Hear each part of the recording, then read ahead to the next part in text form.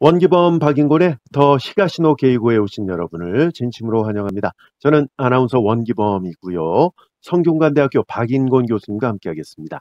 교수님 안녕하십니까? 안녕하세요. 지난 시간에 그 아사다 지로라는 작가의 작품 세계에 대해서 설명을 해 주셨고, 지난 시간에는 아사다 지로의 그 대표 단편집이라고 할 수 있는 장미도둑에 대해서 설명을 해 주셨죠. 예, 그리고 예고해 드린 것처럼 이 장미도둑 안에 들어있는 작품 가운데 수국꽃 정사라는 단편 스포일러편을 소개해 드리겠습니다. 예, 자, 그럼 시작을 해볼까요? 예, 이 제목만 다시 한번 좀 말씀드려야 되는데, 여기서 말하는 정사는 그 정사가 아니고 우리나라에서는 거의 쓰이지 않는 단어입니다. 예. 네, 설명을 해 주셔야죠. 이거는 이제 그 정든 사람하고 같이 죽자, 뭐 이런 거죠. 네, 보통 연인들이죠. 예, 연인들끼리 동반 자살하는 것을 정사라고 말합니다. 예. 자, 수국꽃 정사 스포일러 편입니다. 기타무라는 동북지방 시골에 쇠락해가는 온천 여행지에 홀로 와 있습니다. 문을 닫은 온천 여관이 문을 연 여관보다 더 많아 보여요. 쇠락했기 때문에. 기타무라가 이 지역에 온 목적은 온천 때문이 아니었어요. 지방 경마장에 원정을 왔다가 왕창 깨지고 도쿄로 돌아가려다가 기왕 온 김에 온천에나 들렀다 가자는 생각에 완전히 즉흥적으로 온 것이었어요. 사실 느닷없이 지방 경마장에 원정을 나선 것부터가 계획 없이 일어난 일이었습니다. 여관에서 일하는 여자가 차를 따라주고도 얼른 나가지 않고 시답잖은 얘기를 늘어놓으면서 아주 뭉구적거리고 있어요. 팁을 바라는 건지도 모른다고 기타무라는 생각했습니다. 이 여자는 쇠락해 가다 못해 조만간 아예 없어질지도 모르는 이곳에 대해 푸념을 계속 늘어놓았어요. 신칸센이 새로 생기자 이 온천 여행지도 좋아질 거라고 다들 들떠 있었는데 반대로 여행객들이 당일치기로 왔다가 돌아가는 바람에 망해버렸다는 푸념이었어요. 기타무라는 일하는 여자의 신세 한탄을 짜증스럽게 듣고 있기는 했지만 한편으로는 자신의 가슴에 절실하게 와닿았어요. 그리고 갑자기 생각난 척하며 지갑에서 5,000엔짜리 지폐를 꺼내 여자에게 내밀었습니다. 여자는 이렇게나 많이 주냐고 놀라면서 참말로 받아도 괜찮겠냐고 했어요. 충동적으로 찾아온 지방 경마장에서 큰 돈을 날려버렸어요. 그런 상황에 팁으로 5,000엔씩이나 내주는 건 허세나 다름없었습니다. 여자가 나가고 나니 기타무라는 관객도 배우도 없이 무대 장치만 요란한 무대에 달랑 혼자 남겨진 듯한 기분이 들었어요. 가랑비로 뿌옇게 흐려진 창밖 경치는 바라보는 것만도 우울했는데 그렇더라도 쉽게 볼 수 없는 진기한 풍경인 것만은 틀림없었습니다. 기타무라는 회사에서 정리해고니 뭐니 떠들어대도 그저 남의 얘기거니 했어요. 어떤 나라에서는 민족 간에 서로 싸움박질을 해서 몇만 명이 죽었다는 뉴스처럼 또 아무리 떠들어대도 관심 없는 주가 동향처럼 기타무라는 정리해고라는 말이 현실감 있게 들리지 않았습니다. 그저 한 귀로 듣고 한 귀로 흘리는 얘기였어요. 대형 출판사 사진부에서 20년 남짓 일해온 그는 자신의 미래는 뻔하다고 생각했어요. 사진가라는 직업은 특별히 출세욕을 품을 필요도 없었고 사진부장이라는 직함은 이른바 병장 말년이나 다름없었습니다. 정년까지 앞으로 남은 10여 년 동안 부하 직원들과 그럭저럭 마음 맞춰가며 자리만 지키면 됐어요. 그 밖의 가능성은 생각조차 해보지 않았습니다. 지난 3월 임원 인사 때 이사로 승진한 입사 동기가 오랜만에 한잔하자는 연락을 해왔을 때도 기타무라는 아무런 의심조차 품지 않았었어요. 술자리에서 마주한 입사 동기는 뜬금없이 자신의 밑으로 오지 않겠느냐는 얘기를 꺼냈습니다. 이 친구는 입사 동기 중에서 가장 먼저 높은 자리에 오른 친구지만 누구보다 스스럼 없이 기타무라와 지내는 사이였어요. 사진부에 있는 내가 판매부에 왜 가냐고 물었어요. 친구는 술 친구가 필요하다는 말을 했습니다. 그런데 표정이 진지했어요. 기타무라는 속으로 이건 정리해고라고 생각을 했습니다. 착한 친구는 진심으로 내가 정리해고 되지 않게 하려고 노력했던 것이에요. 자신의 밑에서 나를 보호해 주려고 한 것이었습니다. 나는 사진으로만 밥 벌어먹고 살았는데 갑자기 판매 부서에서 일을 하는 것은 맞지 않다고 말했어요. 하지만 친구는 눈물을 글썽이면서까지 내 처지를 걱정하며 자신의 밑으로 들어오라고 애원을 했습니다. 그날 저녁 친구가 눈물을 글썽여가며 제발 남으라고 애걸하지만 않았다면 기타무라는 지극히 상식적인 판단에 따라 회사에 남았을 것입니다. 행여 회사의 뜻에 위배된다고는 해도 생활을 위해 굴욕을 무릅썼을 것이에요. 그러나 아무리 생각해도 친구의 밑에 들어가는 것은 그에게 득이 되는 건 하나도 없었어요. 순수한 우정이라는 것을 확신할수록 기타무라는 버틸 수가 없었습니다. 아내와는 한마디도 상의하지 않았어요. 정식 통고를 받기 전에 미리 사직서를 제출했고 상사인 출판국장과 형식적인 몇 마디를 나눈 뒤 사흘 만에 뚝딱 퇴직이 결정되어 버렸습니다. 어느 날 문득 가족에게 정리해고 당했다라고 선언하듯 말했어요. 아내도 아이들도 일제히 젓가락질을 멈추었고 저녁 식탁은 악마라도 떨어진 듯 얼어붙고 말았어요. 프리랜서 카메라맨도 그럴듯하지 않냐는 내 말에 대학생인 큰아들은 아버지한테 그런 재능이 있겠냐고 되물었어요. 프리랜서 카메라맨으로 먹고 살 수 있었다면 진즉에 그렇게 되지 않았겠냐는 말도 덧붙였습니다. 아내나 딸보다 어른스러운 아들의 전곡을 찌르는 말에는 깜짝 놀랐어요. 믿음직스럽다는 생각도 들었지만 아들의 말은 그대로 가시가 되어 가슴에 박혔습니다. 카메라맨으로 채용된 사원이 정년을 채우는 것은 오히려 이례적인 일입니다. 대부분은 입사할 때부터 프리랜서 카메라맨이 되겠다는 꿈을 품고 들어와 적당히 실력과 인맥을 쌓은 뒤에는 자신의 꿈을 찾아 회사를 나가는 게 보통이었어요. 기타무라는 자신이 평범하다는 것을 사진 전문 학교에 다닐 때부터 잘 알고 있었어요. 출판사에 취직할 수 있었던 것도 돌아가신 아버지의 연출 덕분이었습니다.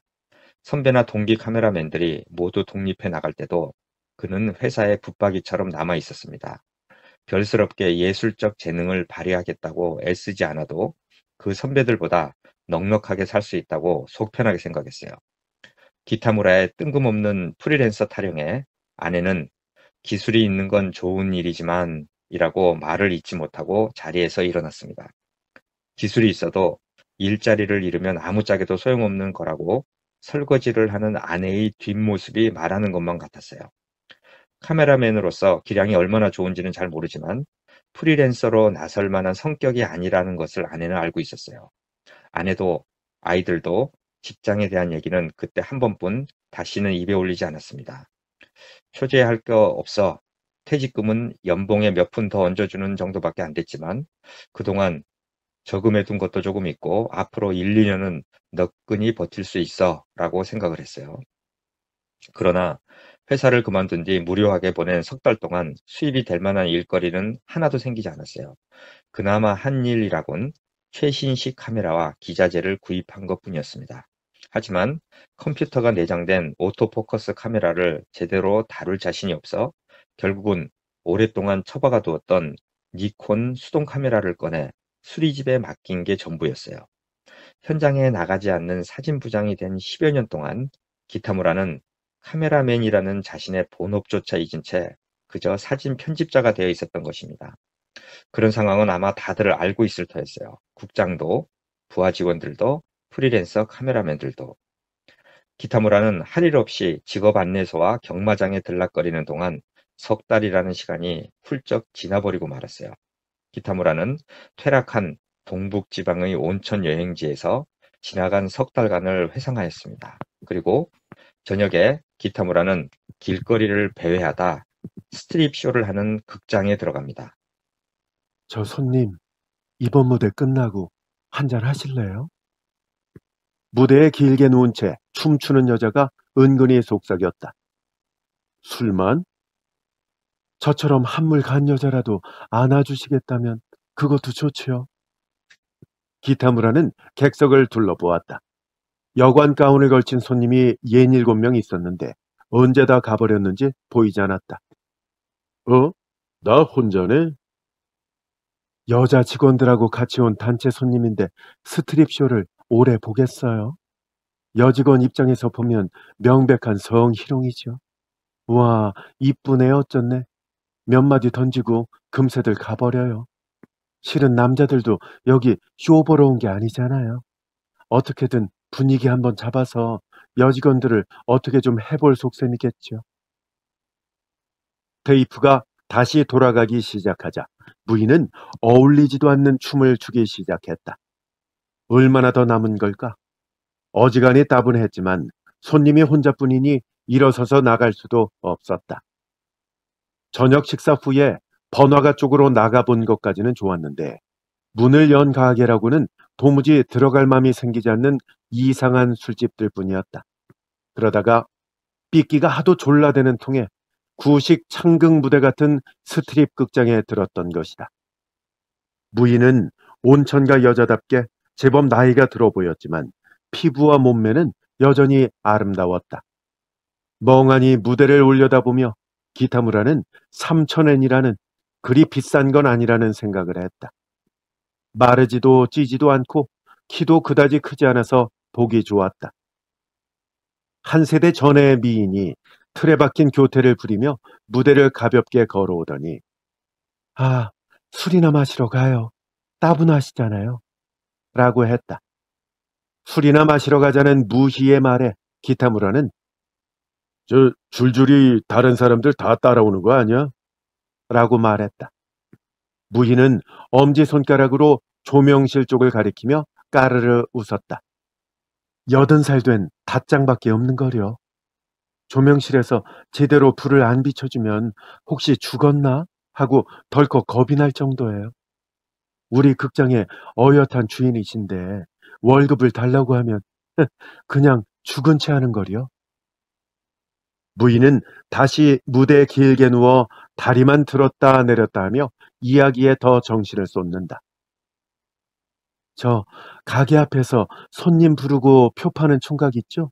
전에는 여관 카운터를 봤는데 술만 마시면 나한테 자자고 난리예요. 아무리 그래도 저도 그렇게 싸구려는 아닌데 사람을 어떻게 보고 그러는지 모르겠다니까.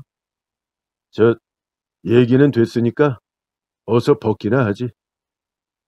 아이고, 알았어요. 라고 여자는 귀찮은 듯이 대꾸하더니 금은색 번쩍거리는 구닥다리 무대 의상을 양파 껍질 벗겨내듯이 하나씩 벗기 시작했다. 이거 뭐야? 전혀 섹시하지 않은걸? 손님하고 둘밖에 없으니까 창피하잖아요. 손님은 이런 기분 모르시겠지만 아까부터 얼마나 창피했다고요. 음악이 끊긴 극장 안은 항아리 밑바닥처럼 조용했다. 문득 빗소리가 가깝게 다가온다. 빛발이 굵어진 걸까?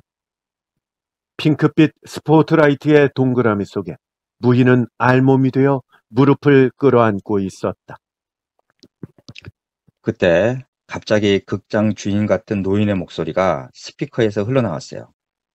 지금부터 오늘의 스페셜 서비스 라이브 쇼를 시작하겠다는 소리였어요. 이 극장의 스타 릴리 양의 상대로 나설 손님들이 서로 가위바위보를 해서 이긴 세 사람만이 무대에 오를 수 있다는 소리가 스피커를 통해서 나왔어요. 조명이 부신 지 눈을 가늘게 뜨고 깊은 한숨을 내쉬며 무희는 조명실을 향해 지금 객석을 보기는 하는 거냐고 소리쳤어요. 그러자 80이 넘은 노인은 어라, 손님이 한 명밖에 없구만 하며 매트를 깔아줄 테니까 나보고 무대에 오르라고 했어요. 그러자 무희는 창피하다며 이 손님하고 술 마시러 갈 거라고 말을 했습니다. 그러자 닷장이라고 불리는 노인은 그러면 예의가 아니라고 하면서 나에게 무대로 올라가라고 합니다. 나는 그만두겠다고 말했어요. 그러자 닷장은 그럼 사진이라도 찍으라고 말을 해요. 무희가 치맛자락을 쳐들고 있고 그 옆에서 손님이 같이 찍는 폴라로이드 즉석 사진이었어요. 닷장이 무대로 폴라로이드 사진기를 들고 내려왔어요. 무희는 닷장을 보고 젊었을 적에는 인물이 좋았다고 말하자 내가 무희에게 설마 남편은 아니냐고 물었어요. 그러자 무희는 그냥 허름한 극장 주인과 한물간 춤꾼일 뿐이라고 얘기하며 10년이나 함께 살았으니 남편까지는 아니지만 아버지 같다는 생각은 든다고도 말했어요. 나는 닷장이 가져온 폴라로이드 사진기로 무희를 찍어주겠다고 말했어요. 무희는 나체로는 부끄럽다며 옷을 입었어요. 카메라를 들자 나는 어느 정도 직업 정신이 나왔습니다. 무희에게 여러 가지 포즈를 취하게 하고 사진을 찍었어요. 특히 무희의 옆모습이 무척 예뻤습니다. 옆모습이 예쁘다고 무희에게 말하자 무희는 그런 말은 처음 듣는다고 말하며 수줍어했어요. 금방 나온 폴라로이드 사진 3장을 무희는 가슴 앞섭에 끼워 넣고 나가자며 일어섰어요. 일이 묘하게 흘러간다고 생각했지만 장마에 잔뜩 눅눅해진 온천장에서 스트리퍼와 밤새 마셔보는 것도 나쁘지는 않을 것 같았어요. 나 몇 살로 보여요? 네? 고맙네요. 그치만 그건 10년 전 얘기고요. 저 지금 43이에요. 피부하고 몸매는 자신 있어요. 무지 신경 쓰거든요. 뭐니 뭐니 해도 몸뚱아리가 장사 미천이니까요. 화장 좀 진하게 하고 무대 위에 서면 다들 33인 줄 알걸요? 진짜 33살 때는 다들 20살이냐고 했어요. 꽤 예뻤거든요. 그땐 경기도 좋았고 이 동네 분위기도 이렇지는 않았어요. 그때는 무희가 7명이나 됐고요. 그중에 2명은 외국인이었어요. 여름 장마철 같은 때는 자리가 없어서 서서 보는 사람이 있을 정도였다고요. 그때도 난 스타였어요. 날 보겠다고 일부러 도쿄에서 찾아오는 손님도 있었다니까요. 아이고, 비웃지 마세요. 진짜라니까요. 다짱도 그때는 꼿꼿했어요. 삐끼도 지금보다 훨씬 괜찮은 아이였고요. 근데 다들 떠나버렸어요. 같이 떠나자고 들쑤신 애도 있었지만 이 무대에 저 무대 옮겨다는 게 귀찮고 싫었어요. 뭐 다짱한테 무슨 의리 지키자고 그랬던 건 아니고요. 물론 내가 없으면 극장도 끝이지만 그렇다고 뭐 내가 먹여 살리겠다는 마음도 없었어요. 인정이요? 그래요. 아마 그건 있었을 거예요. 의지할 데 없는 여든 노인네를 팽개쳐두고 떠날 수는 없었죠. 그건 살인이니까요. 남자요? 남자 없어요. 오래전에 근처 여관 주인하고 좀 사귄 적이 있었는데 안주인한테 들켜서 한바탕 난리를 치렀거든요. 지금 생각해 보면 그때가 여기를 뜰 수 있는 가장 좋은 기회였는데. 그치만 남자 아쉬운 줄은 몰랐어요. 남자하고 여자란 게 그저 만나서 하루 저녁 즐거우면 그만인걸. 뭐 귀찮게 사귀고 자시고 할 거 뭐 있나요? 아까 그 매트 깔고 어쩌고 하던 거 있죠? 그걸로 그냥 어영부영 때우는 거예요. 그러면 무대 끝나고 술 마시러 가자는 사람도 많으니까. 그럭저럭 볼일 보고는 굿바이 하는 거죠. 어머, 정말이요? 이 정말로 라이브 쇼가 뭔지 몰랐어요? 아이고, 설명을 차근차근 해드릴 걸 그랬네요. 미안해요. 그러니까 그게 뭐냐면요. 무대에 매트를 깔아놓고 손님하고 그거 하는 거예요. 희망자들끼리 가위바위보해서 이긴 사람 셋하고만. 그런 거 밝히는 남자 셋을 뽑아 놓으면 그중에 한 사람 정도는 젊고 잘생긴 사람이더라고요. 그러니까 그럭저럭 나도 재미를 좀 보거든요. 사양하는 손님이요? 사양하는 손님은 없었어요. 그래서 아까 손님이 "그만둘랍니다." 하고 하실 때 정말 너무 좋았어요. '아 이런 사람도 있구나.' 싶어서요. 그리고 또 하나 굉장히 기분 좋았던 게 있어요. 뭔지 아세요? 제 옆모습이 예쁘다고 그러셨잖아요. 아까 사진 찍으면서. 그런 얘기를 들으니까 가슴이 다 두근거리더라고요. 물론 그냥 하는 소리셨겠지만 그래도 정말 기분이 좋았어요. 설마 부인한테 달콤한 소리는 안 하시겠죠? 뭐 미국 사람도 아니고. 그렇다면 더 기쁘네요. 예쁘다는 소리는 나한테만 했을 거 아니에요? 사실은요. 저 한 번 이혼했어요. 17살 때 40살 먹은 남자하고요. 그쪽은 연상의 마누라가 있었는데 나하고 살림을 차린 거죠. 나도 아버지 없이 자랐으니까 그저 아버지하고 딸처럼 만났던 거예요. 그 사람도 아이가 있는 사람이어서 용돈을 주기도 하고 이런저런 잔소리를 하기도 했죠. 그러다가 아기가 생겼어요. 아저씨는 무지무지 좋아하셨죠. 매일 밤 내 배를 안고 잤어요.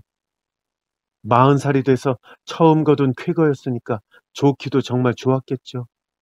그러니까 부인을 설득해서 이혼을 한 거고요.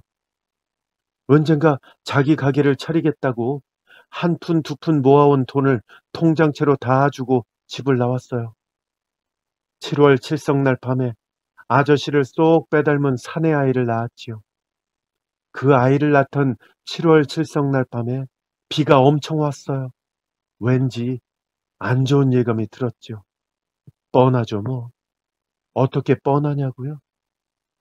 자, 그러면 지금부터 눈물 없이는 들을 수 없는 얘기가 시작됩니다. 크리스마스 날 밤이었는데 아저씨를 잘 아는 사람이 찾아왔어요. 저도 알고 있던 영감님이었죠. 갑자기 이런 말씀을 하더군요. 40살 먹은 사내하고 17살 먹은 여자가 끝까지 잘 산다는 건 어차피 불가능한 일이다. 입맛도 다르고 생각도 다른 법이다. 너는 아직 새파랗게 젊으니까 살림에 쫓겨 된장 냄새나 풍기며 사는 게 금세 싫어질 거다. 전부 없었던 일로 하자. 그게 서로를 위해 좋은 거다. 물론 너한테는 섭섭지 않게 해주겠다. 이런 얘기였어요. 정말 슬펐습니다. 그러니까 내가 모르는 사이에 이미 얘기가 다 끝난 거잖아요. 아저씨는 원 부인하고 다시 합치고 아이는 그쪽에서 맡아서 키운다. 부인은 돈을 아저씨한테 돌려주고 그 돈으로 가게를 낸다. 벌써 가게 자리까지 정해 놓았더라고요.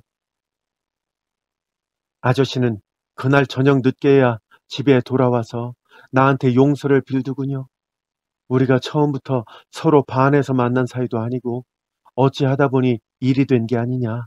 그냥 없었던 일로 하는 것이 너한테도 좋을 것이다. 그러더라고요. 아저씨는 어땠는지 모르지만 난 정말 아저씨를 좋아했는데요. 그치만 아이를 빼앗기는 건 정말 싫었어요. 그랬는데 며칠 뒤에 영감님하고 부인하고 같이 찾아왔어요. 그리고 나를 설득하더군요. 아이가 어디서 자라는 게 더 좋겠냐고요. 그제서야 알았어요. 아저씨가 부인하고 이혼했다는 건 거짓말이었어요. 그래도 아이는 죽어도 보내기 싫었어요. 섣달 금음날에도 아이하고 저하고 둘뿐이었습니다. 떡은커녕 밥 지을 쌀도 없었고요. 애기한테 함께 죽어버릴까 하고 물어보았죠. 아이는 말을 못 알아들으니까 우뜨군요. 그래서 포대기로 들쳐업고 강가 다리 위로 나갔어요. 섣달 금음날 밤중이었죠. 온 세상 사람들이 다 적이었어요. 내 편은 한 사람도 없었고요. 그러니 죽는 수밖에 무슨 방법이 또 있었겠어요? 17살 어린 계집애가 갓난아이를 데리고 세상을 상대하는 방법이라고는 아무리 생각해 봐도 그것밖에 없더군요. 그렇지만 차마 애를 죽일 수는 없었죠. 아니, 그렇잖아요. 겨우 5달 살고 죽는 건데. 나야 그때까지 괴로운 일, 슬픈 일, 즐거운 일, 기쁜 일 수두룩했지만 아기한테는 좋은 일도 나쁜 일도 아무것도 없더라고요. 그래서 다리 위를 하염없이 오락가락하다가 해를 넘기는 순간에 아기한테 말했어요. 미안해 아가야. 엄마는 널 버릴 거야. 라고요. 그 애는 태어난 지 꼭 6달 되던 날에 아저씨가 데려갔어요. 아이가 웃으면서 빠이빠이 하더군요. 나도요. 주점에서 나와 안개비가 내리는 거리에 서자 죄송합니다. 릴리라는 이름의 무인은 퍼뜩 생각이 난 듯 밝은 목소리로 술도 깰 겸 목욕이나 하러 가자고 말을 했어요.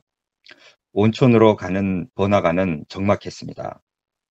10시 반이라는 시간이 믿어지지 않을 정도였어요. 처마를 맞대고 이어진 상점가에는 붉고 푸르고 노란 쓸쓸한 네온 조명들이 줄줄이 이어지고 있었어요. 하이힐을 벗고 맨발로 걸어가던 릴리가 조명등을 올려다보았습니다. 드레스 차림의 릴리에게 우산을 받쳐주며 기타무라는 여관의 계달을 벗어서 릴리에게 신으라고 주었어요. 릴리는 놀란 표정으로 기타무라의 기색을 살펴보고는 수줍은 듯 웃었습니다. 그리고 자상한 아저씨라고 말하며 쪼그리고 앉아 기타무라가 벗어준 게다를 신기 아깝다는 듯 매만졌어요. 기타무라는 쓸데없는 옛일은 잊어버리라고 릴리에게 무심한 듯 말했어요. 릴리도 나에게 도쿄에 돌아가서 자신의 얘기를 술안주 삼아 씹으면 안 된다고 말합니다. 릴리는 아마 독을 토해낸 것이었을 거예요. 그런 걸 마음에 두고 있으면 안 된다고 기타무라는 생각했어요. 릴리는 기타무라의 팔을 잡고 일어서서 게다를 신고 발돋움을 하더니 기타무라의 입술에 살짝 키스를 했어요. 그리고 눈물이 날 만큼 기쁘다고 말합니다. 온천수가 물방울을 튀기며 떨어지는 수로를 따라 완만한 비탈길을 내려가니 오래된 목조 온천이 있었습니다. 주인은 온통 이야기 속에서나 있을 듯한 수국 꽃밭이었어요. 수국꽃 덤불이 고개를 내밀고 있는 돌계단을 올라 욕탕의 백열등 불빛 아래 서자 릴리는 문득 애원하는 듯한 목소리로 화장을 지워도 비웃지 말라고 말합니다. 그리고 진짜 아줌마라고 하며 미리 약속하라고 해요. 나는 그럼하고 말했습니다. 여닫이 문을 밀자 부드러운 김이 기타무라를 감쌌어요.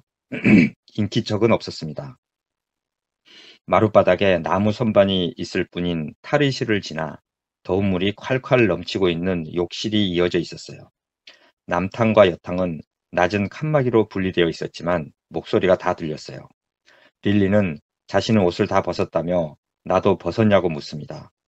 뜨거운 온천물에 목까지 담그니 당장 술 기운이 빠져나갔어요. 릴리의 콧노래와 함께 물소리가 들려왔어요. 릴리는 아까 하던 얘기 더 해도 되냐고 물었습니다. 나는 무심코 그 뒤로 아이는 만나봤냐고 물었어요. 그 말을 내뱉자마자 실수했다는 것을 깨달았어요. 잠시 탕 안은 적막에 쌓였습니다. 릴리는 안 만났지만 잠시도 잊은 적이 없었다고 말합니다. 언제였더라? 도쿄에서 대학생들이 합숙을 하러 왔었어요. 여러 명이 시끌벅적하게 스트립쇼를 보겠다고 몰려왔더라고요. 5명인가 6명인가가. 그래서? 저 손님, 무슨 얘기를 하더라도 놀라지 마세요.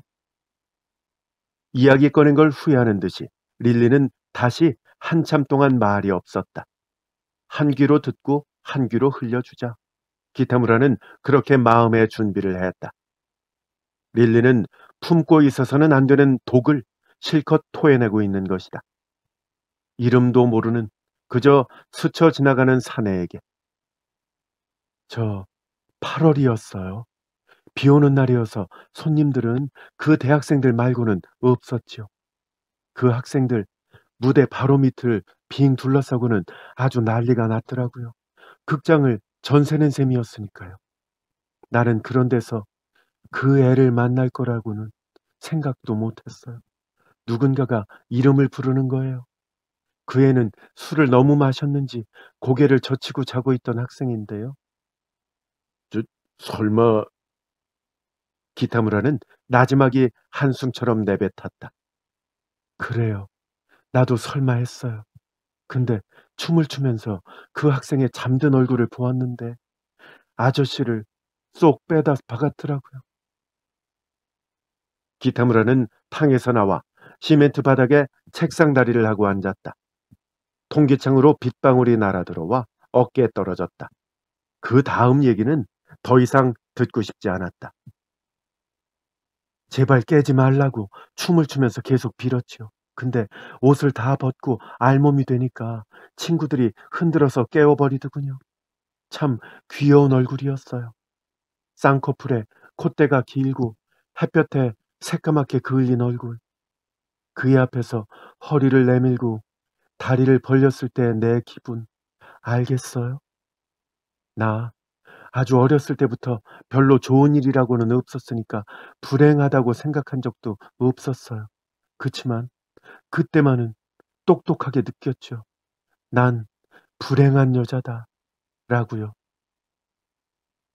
릴리의 목소리에 술 기운은 전혀 없었다. 오히려 이야기를 할수록 점점 또랑또랑해지는 것 같았다. 릴리는 뜨거운 물속에 잠겨 남탕과 여탕을 가르는 벽 위 천장의 틈새를 바라보며 큰 소리로 이야기하고 있었다. 다짱이 라이브 쇼 시작한다고 방송할 때 나도 모르게 하지 말라고 소리를 질렀어요. 그렇지만 대학생 아이들은 벌써 흥이 올라서 가위바위보까지 한 거리요. 6명 중에 3명. 그 애는 졌어요. 가슴을 쓸어내렸겠군. 기타무라는 무릎을 감싸고 천장을 향해 한숨을 내쉬었다. 네, 가슴을 쓸어내렸죠. 깜빡 정신이 다 나갈 정도로요. 근데 그 3명하고 무대 위에서 그 짓을 하면서 내가 잠시 뭐에 쓰였던 건가 봐요. 뭐에 씌우다니? 그 아이가 가위바위보에서 진 것은 하느님의 자비였겠죠. 제 아무리 심술궂은 하느님이라지만 설마 그렇게까지 잔인할 수는 없었을 거예요. 그때요. 나야말로 진짜 제일 밑바닥 인간이구나 싶대요. 세상에서 태어나서 노상 하느님의 웃는 얼굴만 보는 행복한 사람도 있지만 늘 괴로움만 당하는 사람도 있다. 불행한 게 하도 당연해서 자기가 불행한지도 모를 정도로 불행한 사람. 바로 나예요. 그때 겨우 깨달았죠. 나는 인간 하빠리 중에서도 최고로 하빠리로구나 하는 걸 말이에요. 한 발만 더 떨어지면 짐승이구나 하는 거요. 그게 너무 화가 나서요. 화가 나서 어떻게 한 거야? 릴리는 목이 메서 가늘게 기침 소리를 내며 뒷말을 이었다. 다 올라오라고, 다 올라오라고 했어요. 얼굴을 씻는 물소리가 들렸다. 기타무라도 나무 바가지로 물을 퍼 머리에서부터 끼얹었다. 아니, 왜 그랬어? 그따위 알량한 자비는 필요 없어서요. 내가 무슨 거진가요? 아슬아슬하게 최하빠리 인간으로 살게 해주는 그런 자비를 구걸하느니 차라리 짐승이 되어주겠다고 생각한 거예요. 내가 자진해서 말이에요. 그 대학생 중에 하나를 헤어진 아들이라고 단정한 것은 릴리의 망상인지도 몰랐다. 그러나 본인이 그렇게 믿고 있다면 사실이냐 아니냐를 따지는 건 의미가 없다고 기타무라는 생각했다. 릴리가 하느님에게 반항했다는 것만은 틀림없는 사실이었다. 용기 있구만, 자네. 용기요? 아니요. 그냥 될 대로 되라는 거였어요. 자포자기였죠. 그치만요, 될 대로 되라는 거든 뭐든 더 이상 운명에 휘둘리는 거는 싫었어요. 그냥 가만히 앉아서 당하는 게 싫었다고요. 아, 힘이 다 빠지네요. 이제 그만 나갈까요, 손님? 기타무라는 젖은 몸을 그대로 가운으로 감싸고 여관에서 들고 온 마른 수건을 여탕으로 던져주었다. 고마워요. 역시 자상하시네요. 나 먼저 나가 있을게. 약속 잊으시면 안 돼요? 약속? 무슨 약속? 내 맨 얼굴 비웃지 않는다고 하셨잖아요. 아, 그거? 비웃지 않을게. 걱정 마. 안개비가 굵은 빗방울로 바뀌어 있었다.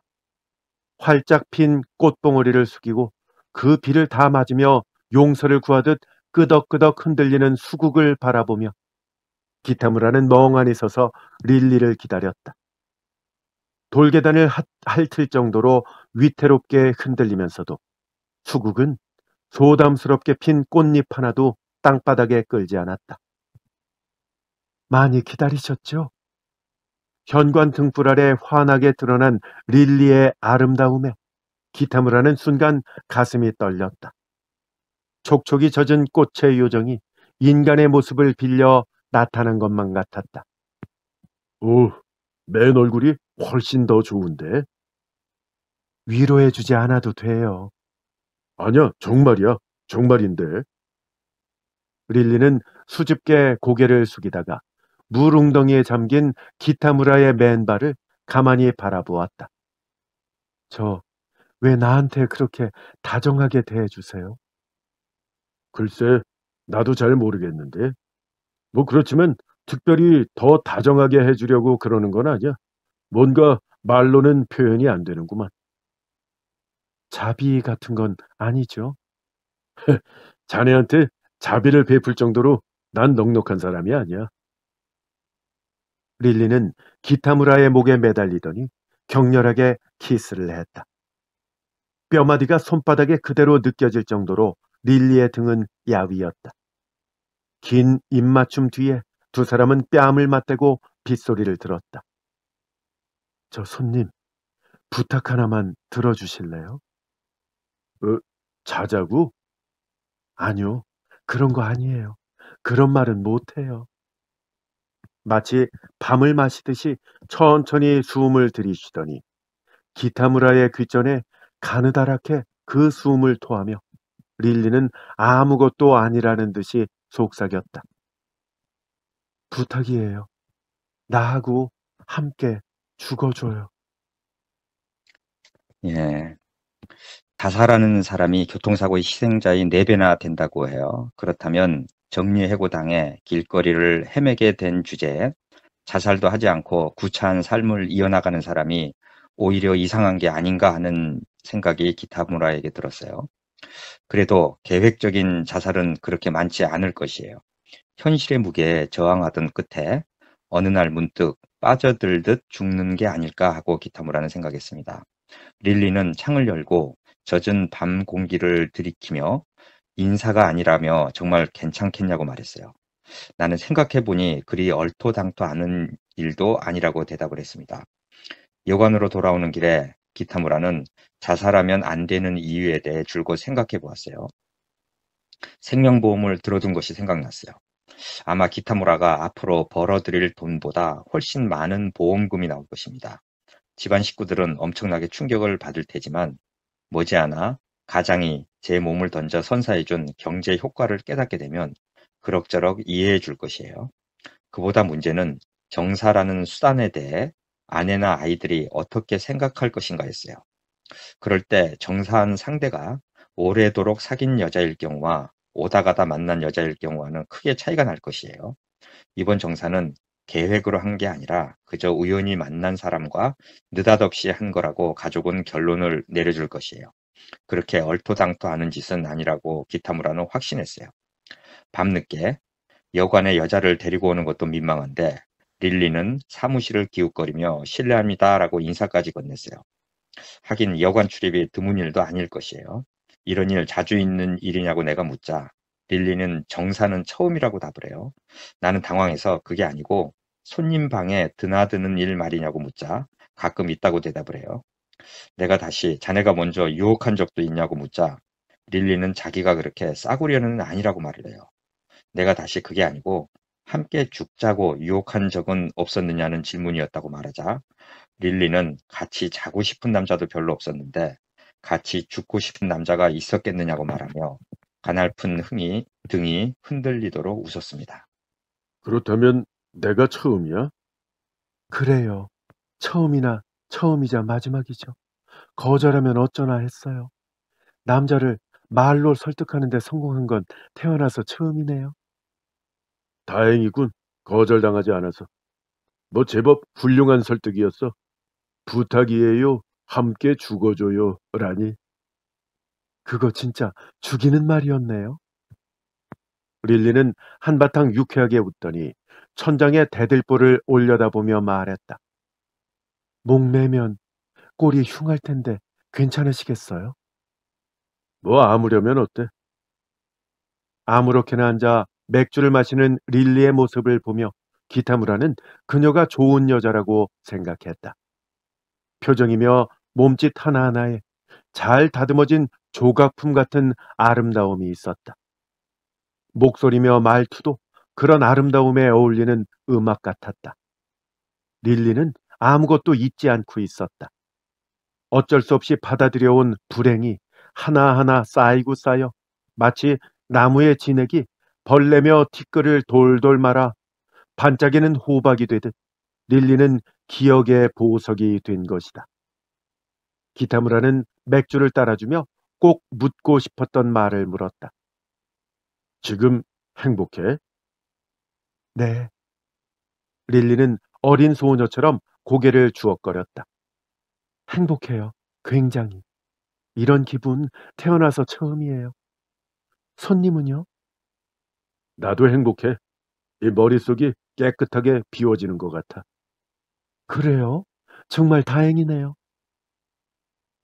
기타무라가 행복하다고 말하자 릴리는 커다란 눈을 초승달처럼 가늘게 뜨며 자신이 행복하다고 말했을 때보다 훨씬 더 행복한 표정을 지었다. 근데 하실래요? 하더니 뭘? 뻔하죠. 정사하기 전에는 이 세상과의 하직 인사로다가 일어서지도 못할 만큼 진하게 한다잖아요. 그러는 건가? 그, 어떡할까?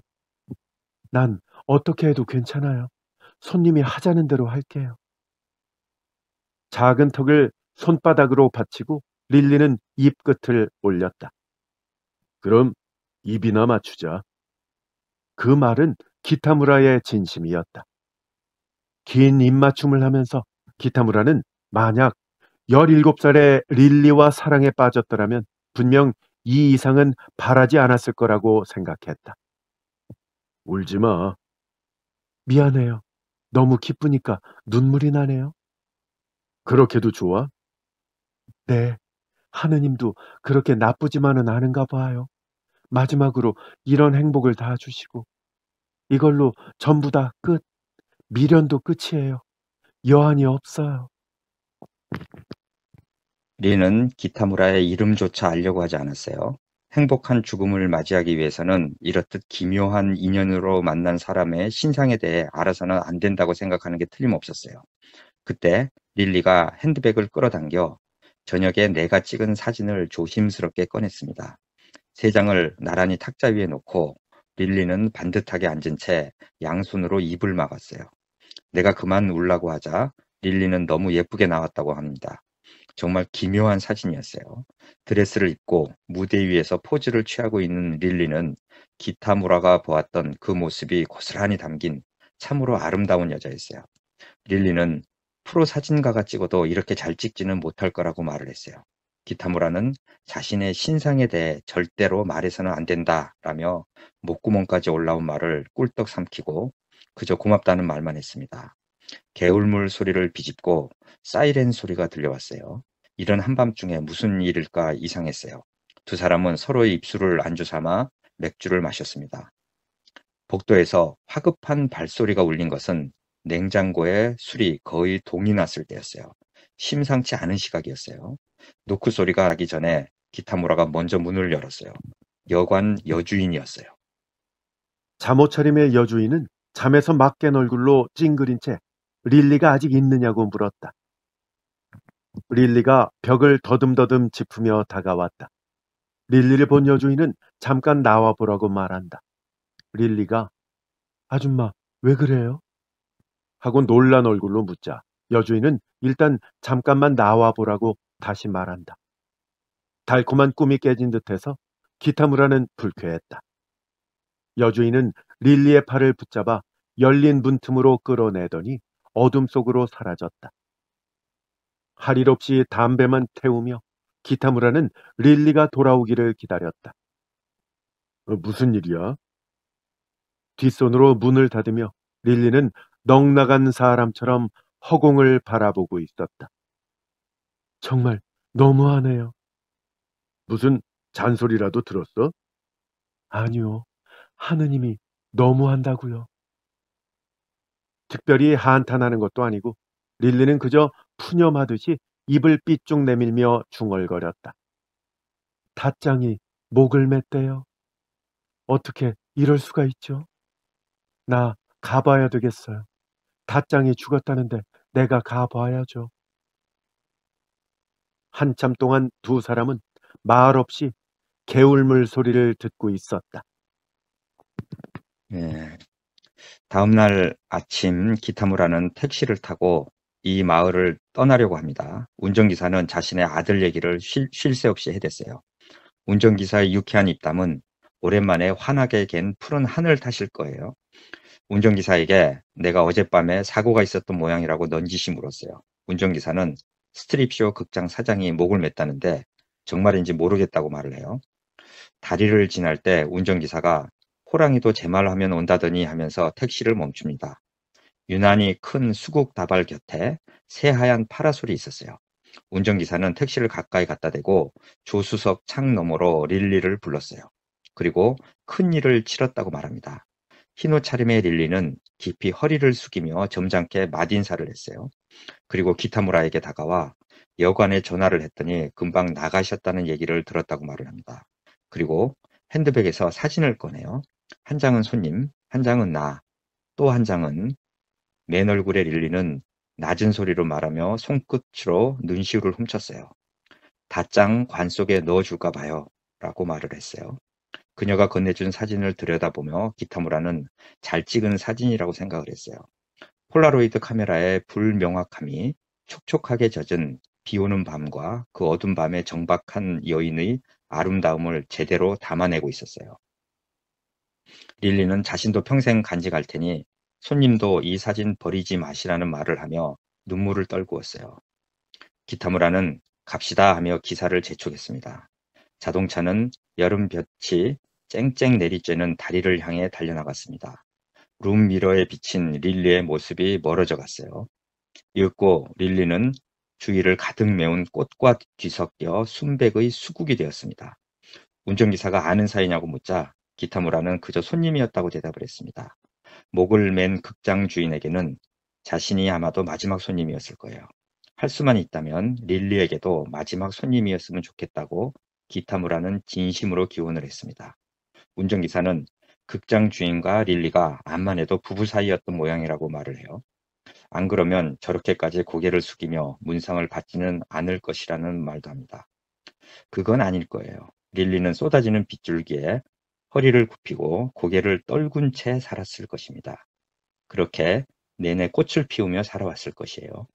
기타무라는 젊었을 때 곧잘 그랬듯 양손에 검지와 엄지손가락으로 프레임을 만들어 앞 유리를 향해 구도를 잡아봤어요.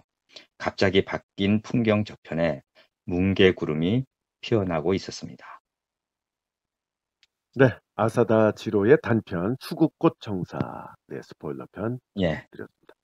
이게 상당히 싸구려 이야기로 흘러갈 수도 있는 거를 예, 상당히 잘 이렇게 뭐랄까 고급지게 이야기를 꾸며냈다고 할까요? 그렇죠. 아주 네, 뭐 수문학이라고 해도 그, 네, 될 정도로, 예. 그러니까 아사다 지로의 어떤 그 필력이 예, 여기서 나타나는 게 아닌가 이런 대단한 생각이 필력입니다. 듭니다. 아주. 예, 네, 교수님 덕분에 아주 좋은 작품 예.